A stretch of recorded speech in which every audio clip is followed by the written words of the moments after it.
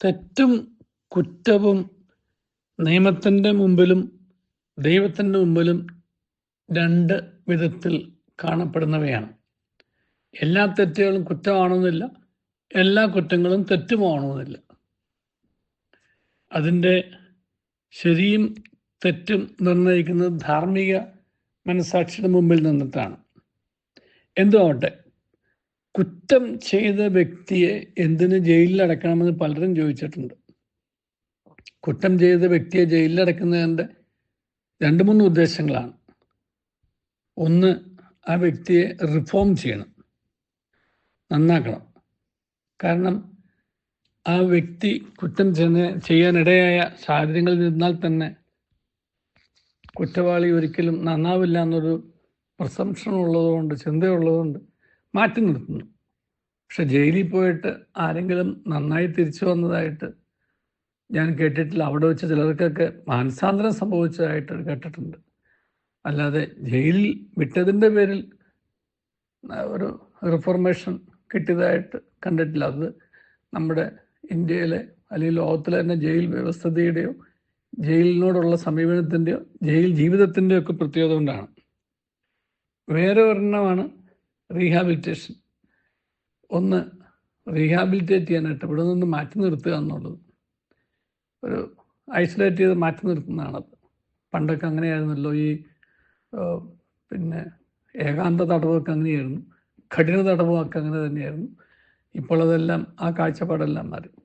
ഞാൻ പക്ഷേ ചിന്തിക്കാൻ ഉദ്ദേശിച്ചത് വേറൊരു പർപ്പസ് ഓഫ് പണിഷ്മെൻറ്റിനെ കുറിച്ചാണ്. റെട്രിബ്യൂഷൻ.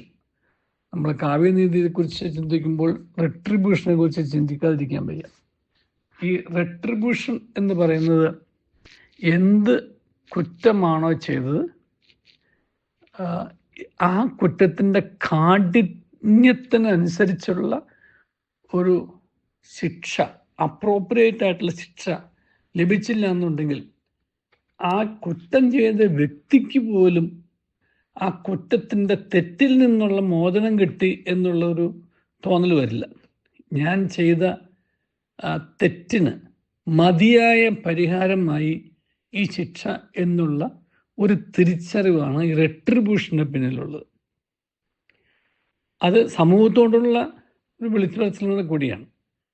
ഇങ്ങനെയുള്ള തെറ്റുകൾ ചെയ്താൽ, ഇങ്ങനെയുള്ള കുറ്റങ്ങളായി വിധിക്കപ്പെട്ടാൽ ഇതൊക്കെ തന്നെയായിരിക്കും ശിക്ഷ.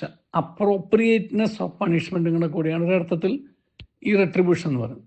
പക്ഷെ അതിനേക്കാൾ ഉപരിയായിട്ട് എൻ്റെ ചിന്തയിൽ ഒരു വ്യക്തി ചെയ്ത തെറ്റ് കുറ്റങ്ങളുടെ ആഴമനുസരിച്ച് ആ വ്യക്തിക്ക് ശിക്ഷ കിട്ടുന്നില്ല എന്നുണ്ടെങ്കിൽ ആ വ്യക്തിക്ക് പോലും ഒരു തിരിച്ചറിവ് വരില്ല.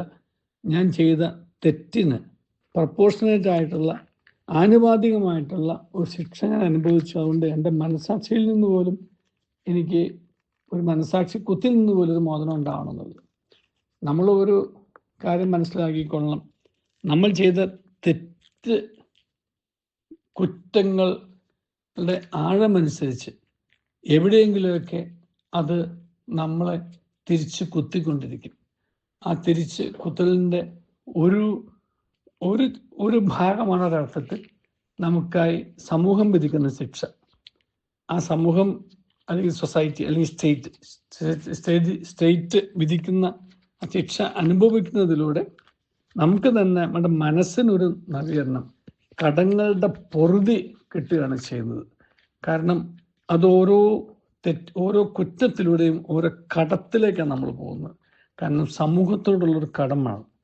സമൂഹത്തിനോട് ചെയ്ത ഒരു ദ്രോഹത്തിന് ആ ദ്രോഹത്തിൻ്റെ കടം വീട്ടിലാണ് ഒരർത്ഥത്തിൽ ശിക്ഷ അനുഭവിക്കുന്ന റെട്രിബ്യൂഷൻ. അപ്പം അതുകൊണ്ട് ചില ശിക്ഷകളൊക്കെ നാം അനുഭവിക്കുമ്പോൾ അത് എൻ്റെ തെറ്റിനുള്ള ഒരു പരിഹാരം തന്നെയാണെന്നുള്ള തിരിച്ചറിവ് നമുക്കുണ്ടായാൽ ആ ശിക്ഷയെ നമുക്ക് ന്യായമായി ഉൾക്കൊള്ളാനാവും.